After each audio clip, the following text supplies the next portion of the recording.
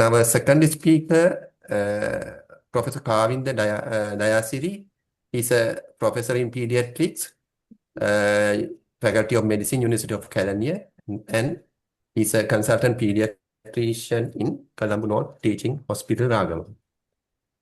He will talk about toxicological evaluation of metabolic acidosis.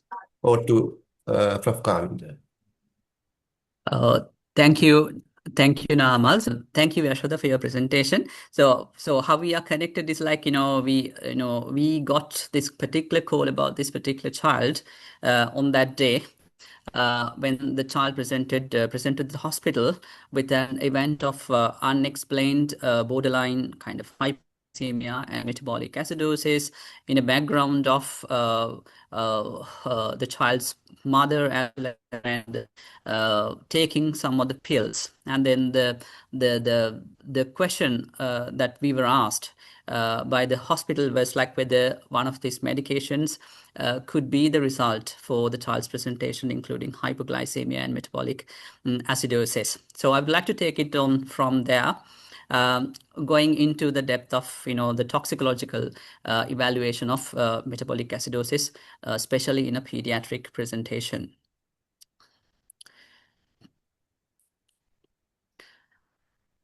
So in this short talk, I would like to present what metabolic acidosis is and its mechanisms, and then classify the metabolic acidosis using the anion gap, and then identify the toxicological causes of metabolic acidosis, and recognizing key clinical clues and investigations in the evaluation of a child presenting with a similar presentation, and then how to apply a systematic approach to a suspected poisoning in a background of metabolic acidosis. So if you look at metabolic acidosis, I'm sure all of you are aware, metabolic acidosis is simply, we recognize when there is primarily a decrease in the serum bicarbonate associated with a drop in pH of blood less than 7.35. And normal bicarbonate in serum is about 22, like it's between 22 to 29 milliequivalents per liter. And we recognize metabolic acidosis when the bicarbonate drops below 22, and severe metabolic acidosis when the bicarbonate is less than 12 milliequivalents per liter. And if we look at the physiology, the deranged physiology, the metabolic acidosis could be the result of reduced acid excretion from the body, as with the case with the renal dysfunction, which is the main organ concerned with the acid excretion, or it can be a primarily loss of bicarbonate, as when happens with diarrhea and vomiting. But from the toxicology point of view, the two other mechanisms that are important includes the increased acid production. Increased acid, so adding more acids to the blood can raise bring down bicarbonate levels. As so somebody testing just ethylene glycol formation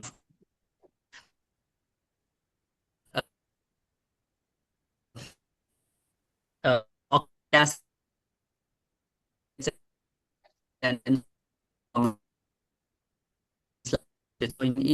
one of these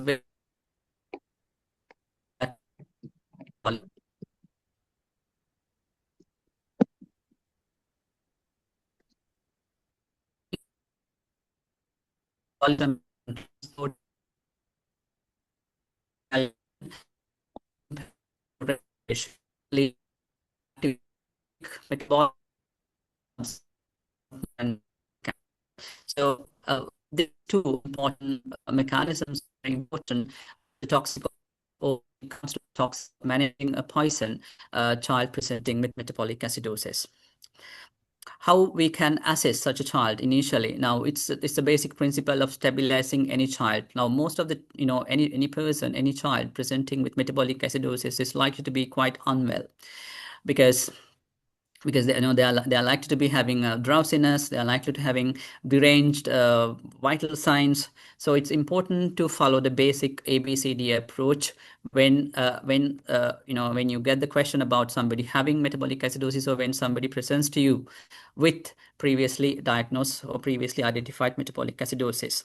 So it's important to get the vital signs assessed, and assessing the level of consciousness, and if the time permits, we can get a quick history from parents about the possibility of accidental or intentional ingestions, and then quickly assessing the time gap if it is known, because the problem with children is, like, most of the time the history is quite vague and it's not very clear, because the child doesn't know what to tell, as well as always this happens with accidentally, and that bit of information is always less known, and the amount, and if there are any co-ingestions, as well as any comorbid factors. And sometimes, like in this child's case, if the family members are using some medicine, then it's good to get down the medicine packets to look at, or any other chemical. It is important to get down that particular product and then go through the biochemical aspects, so that you can make a have a clear understanding about whether there's a relationship between the metabolic acidosis and the possible ingestion. And pay attention on particular warning signs. For example, tachypnea or the small breathing can be seen with salicylate toxicity, which can cause metabolic acidosis. Altered level of consciousness. Most of these ingestions can lead to a altered level of consciousness. Hypotension, shock. So hemodynamics important. For example, in case of ingestion of a beta blocker, can lead to hypotension first, and then subsequent accumulation of lactic acidosis. Seizures. Blood sugar levels is very important in any child, drowsy child, any child with metabolic acidosis, to look at the blood sugar level, as well as if particular signs of specific toxidromes are present. For example, visual disturbance seen with methanol or ethanol, especially methanol ingestion.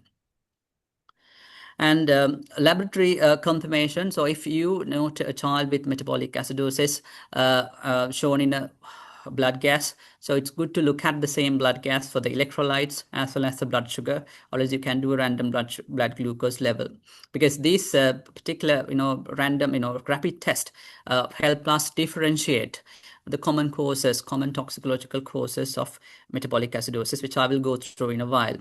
And then lactate and renal functions, because renal functions are important as the primary organ concerned with acid-base balance, as well as if you have some renal dysfunction, that can lead to impaired by acid excretion, thereby adding to the problem of metabolic acidosis. And serum osmolality, again, if available, is a very useful investigation in the presence of potential ingestion of methanol and ethylene glycol. And urine analysis, especially paying attention to presence of crystals, oxalate acid crystals, that you may see following potential ingestion of ethynyl glycol. So when you look at the metabolic acidosis, it's important to calculate the anion gap. That is the most kind of important lab information that help you to narrow down your differential diagnosis. As you know, the anion gap is calculated between the difference of sodium and the chloride and the bicarbonate. And generally, this anion gap is less than 12 millimoles per liter. In the normal range is 8 to 12 millimoles per liter. But if in case there is some unknown acid is accumulating, whether it could be lactic acid, whether it could be formic acid or oxalic acid, or various acids can form following various toxins, and then so that will lead to a hidden that is not detected by the blood gas. So that will lead to an unusually high anion gap. So have a look at the anion gap, and then that enables to narrow down the differential diagnosis, and it's one of the very crucial steps in identifying the underlying cause in toxicological presentations. So based on the, there are two types of metabolic. So it can be high anion gap metabolic acidosis. So that is due to, like I told, the accumulation of unmeasured acids. For example, somebody ingesting antifreeze that contains ethylene glycol, so that will lead to accumulation of glycolic acid, oxalic acid, and it is not picked up by the blood gas, and what you see is a high anion gap. So that in that sense you can narrow it down to the fever differential diagnosis. And for substance like toluene, that is contained in agents like thinner, they can lead to different mechanisms. You can see a combination of normal anion gap or high anion gap metabolic acidosis, or sometimes there are non-toxicological causes, a lot of non-toxicological causes where you may see a normal anion gap metabolic acidosis, including renal tubular acidosis. So it is that will help you broadly categorize the type of metabolic acidosis presented in the child. And high anion gap metabolic acidosis. So most of the toxicological presentations, they present with high anion gap metabolic acidosis. So if you look at, that will be more than 12. And then I have listed down this just to remember, like easy, right? And then I have posted a couple of photographs. These agents are recognized by a numerical, so like they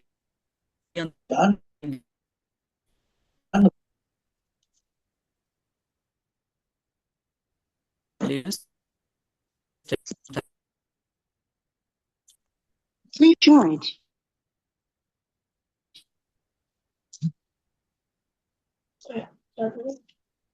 Then the two have black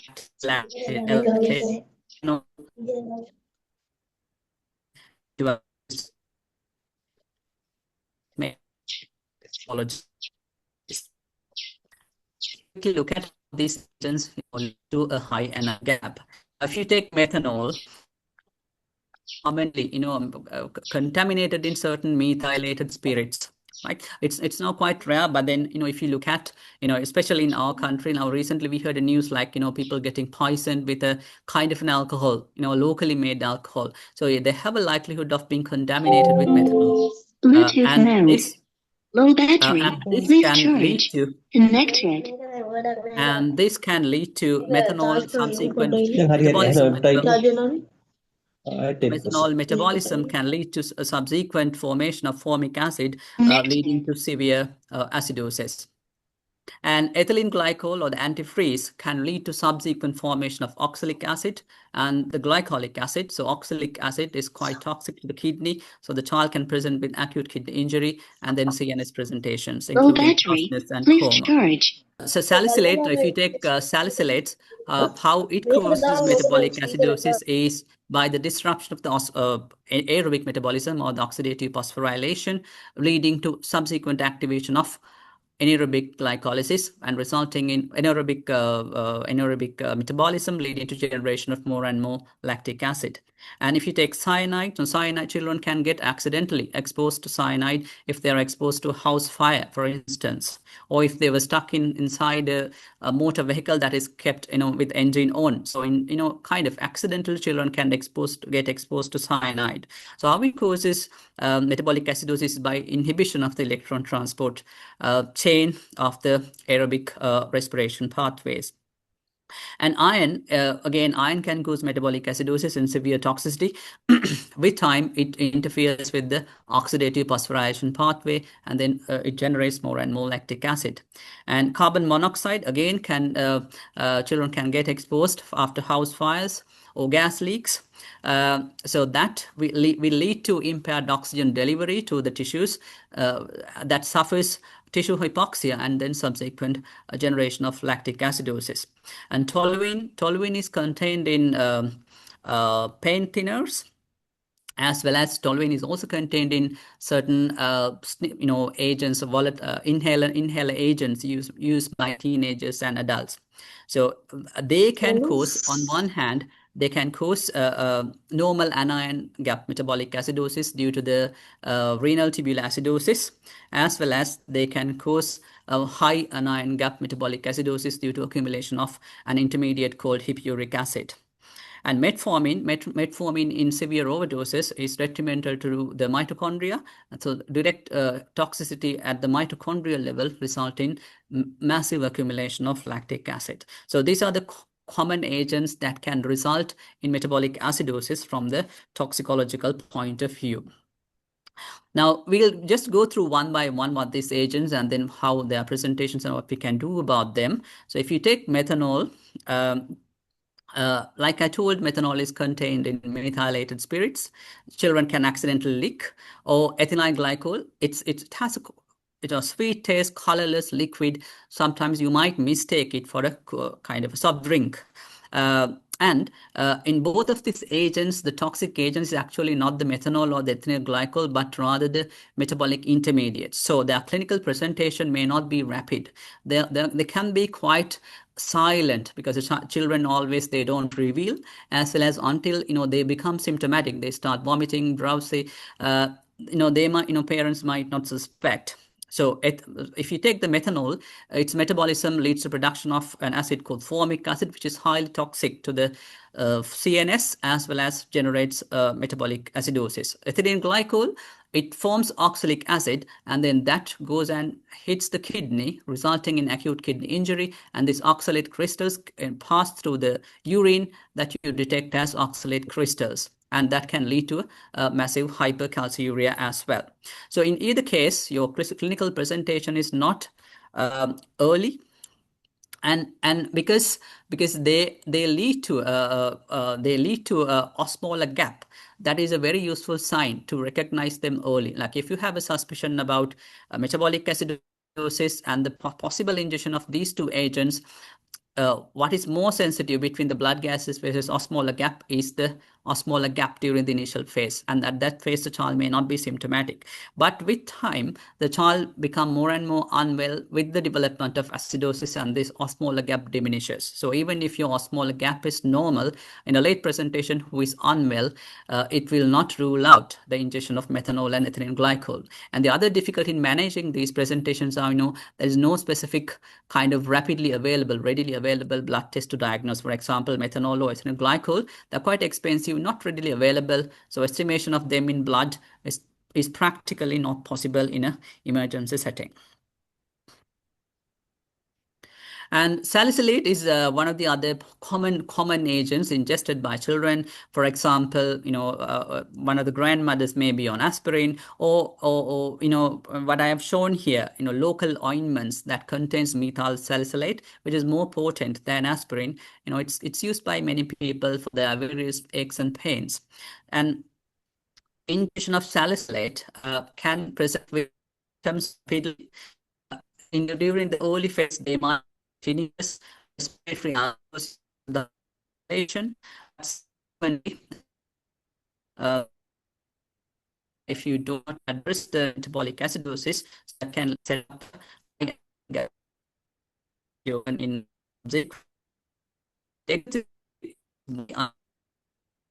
right.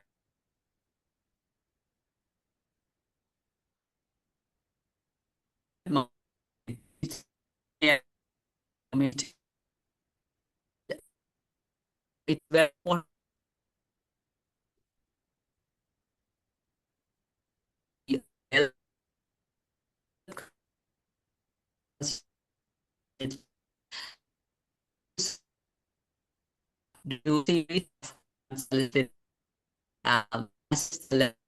That will guide your treatment as well. So treat with activated child, because in overdose salicylate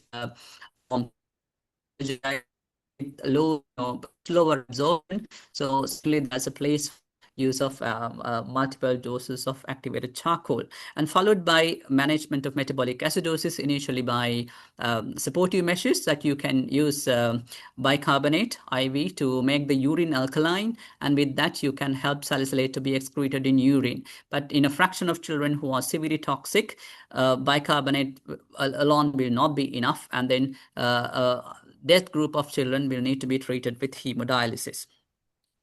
And another cause is lactic acidosis. There are two types of lactic acidosis, type A and type B, as I've shown here. So type A lactic acidosis, is due to the mainly tissue hypoxia. Tissue hypoxia, as happens with seizures, shock, most of the medical causes leads to type A lactic acidosis, as well as in some cases of carbon monoxide and cyanide poisoning. Whereas type B is mostly drug-related or toxin-related, that occurs due to the direct toxicity of the toxic agent on the either oxidative phosphorylation or direct mitochondrial toxicity. And these agents include metformin, cyanide, and a few other drugs that I have put on here. So from the management point of view, the important thing to understand is, when you have shock seizures, obviously your saturation is going downhill. So saturation will be useful, to recognize lactic acidosis type A. But, if you present with a massive metformin overdose, your saturation will be normal. Most of the time, your saturation will be normal.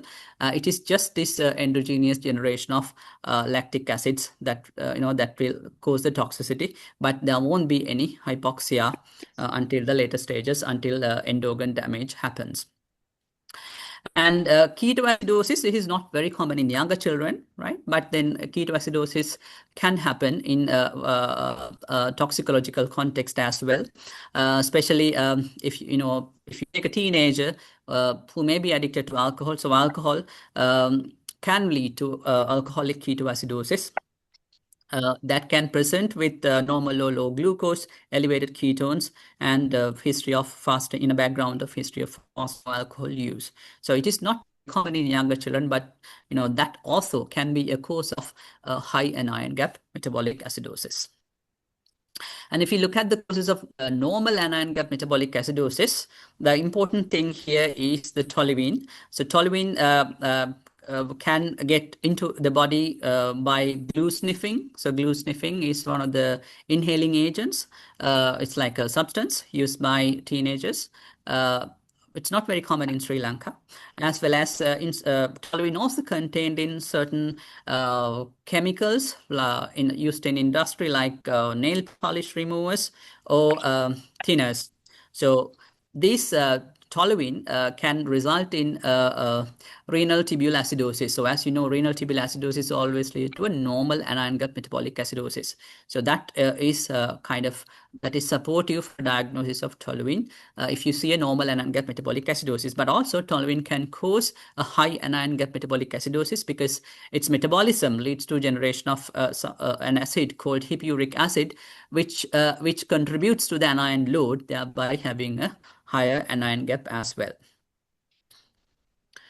So toluene and renal tubular acidosis. So you see basically a type 1 renal tubular acidosis with the proximal tubule, and you can have hypokalemia and history of, like I've shown in this picture, there can be a history of inhaler abuse, and you can see that in adolescents.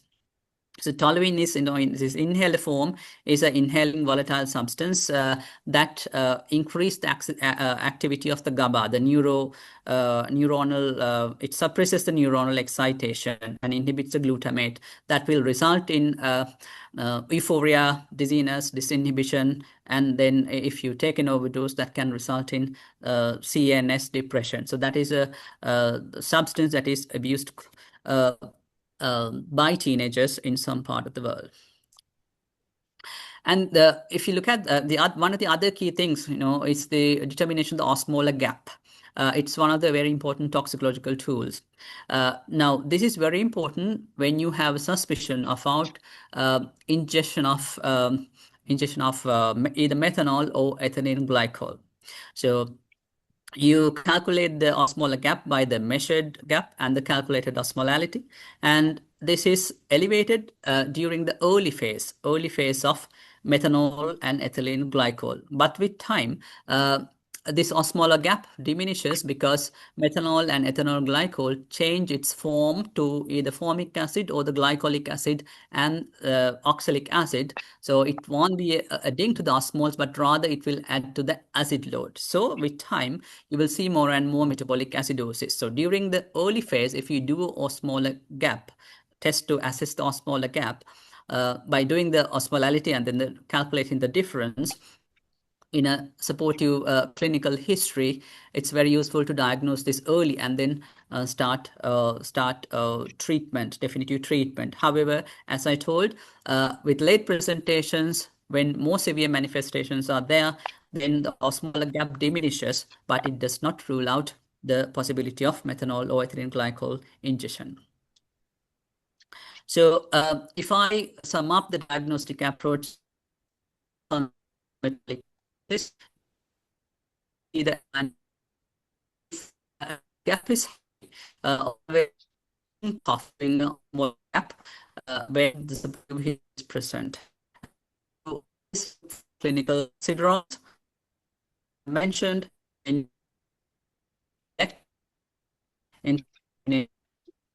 tones available, and you know,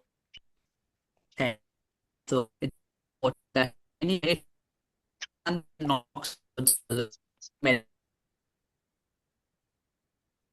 about got the difference, yeah, and attending to the things is probably underlying cause for metabolic acidosis is quick to bedside testing, correct it if present, and use the fluids judicially rather than, it depends. Like, for example, if you present following a beta blocker overdose, then your priority is to rinse, treat hypotension. Whereas if you present with a metformin lactic acidosis, there is no place, like, in the initial phase, there is no hemodynamic instability. And measure the vital signs and then correct hypoxia, correct shock, and sometimes there may be a place for antidotes. For example, giving fomepizole for ethylene glycol or hydroxycobalamin in cyanide toxicity. And in severe cases, they are best managed with consultation with other specialists, including a nephrologist and hemodialysis. And also bicarbonate as a supportive measure can be considered with certain poisoning agents like salicylate. And when to suspect poisoning? So if you have an unexplained severe acidosis, always think about toxicological causes. And a young patient with no comorbidities, with no clear history, no comorbidities, always think about, possibility of a toxin. And the discrepancy between the clinical state and the lab test, and high anion gap and high osmolar gap, always it can be a toxicological presentation. And when you have an unclear history or unreliable history. And I'll touch upon hypoglycemia and metabolic acidosis as well, because the case presented was mainly with hypoglycemia and metabolic acidosis. Now, hypoglycemia can happen due to impaired gluconeogenesis or increased insulin activity, or direct toxicity on the mitochondria, resulting in hypoglycemia and lactic acidosis. And sometimes a certain drug can lead to liver toxicity, severe liver toxicity, that can result in hypoglycemia and generation of organic acids.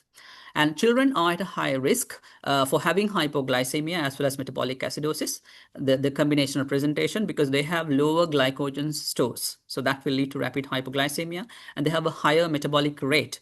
So that will lead to faster accumulation of acids due to whether it be activation of the beta oxidation or anaerobic metabolism. And they have limited physiological compensation, as well as a smaller toxic dose can lead to severe effects because of their reduced body size. And the common causes for hypoglycemia and metabolic acidosis from the toxicological perspective include overdoses like insulin or sulfonylureas. So they cause mainly hypoglycemia, but in severe cases that can result in lactic acidosis as well.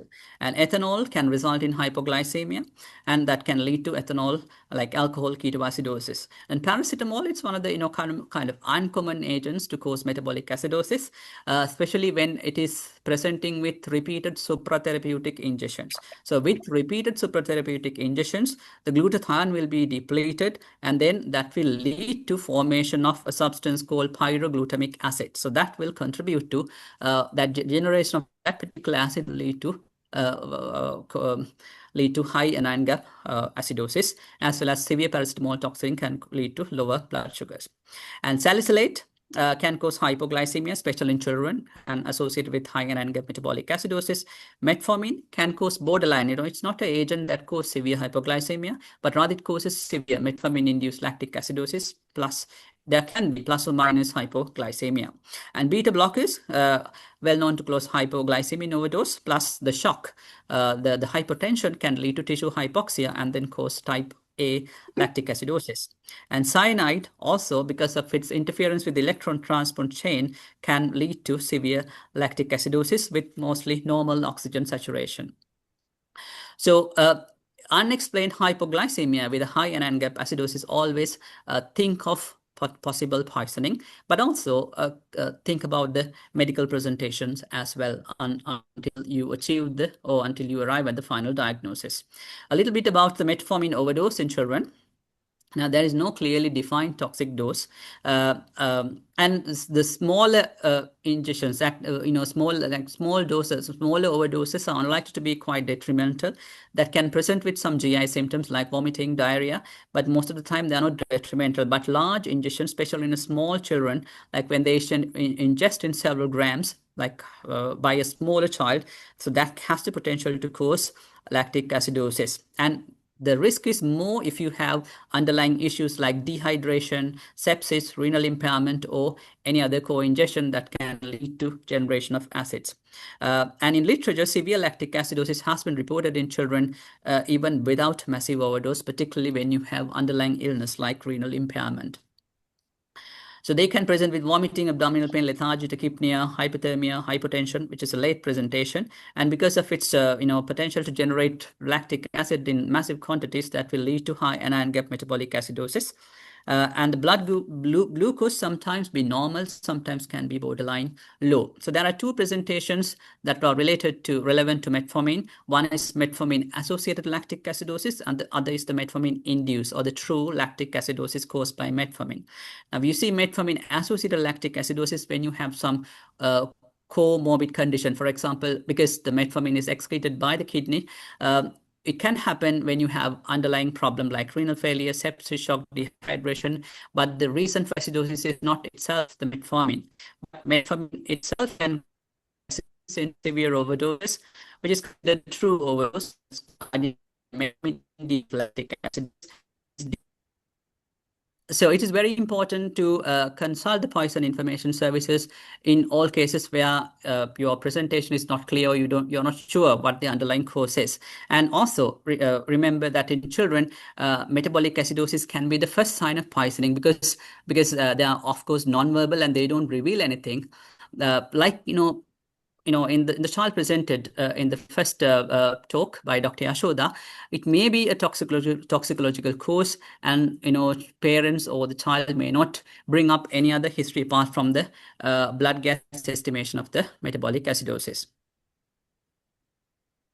Thank you very much. Okay, thank you, Kavinda.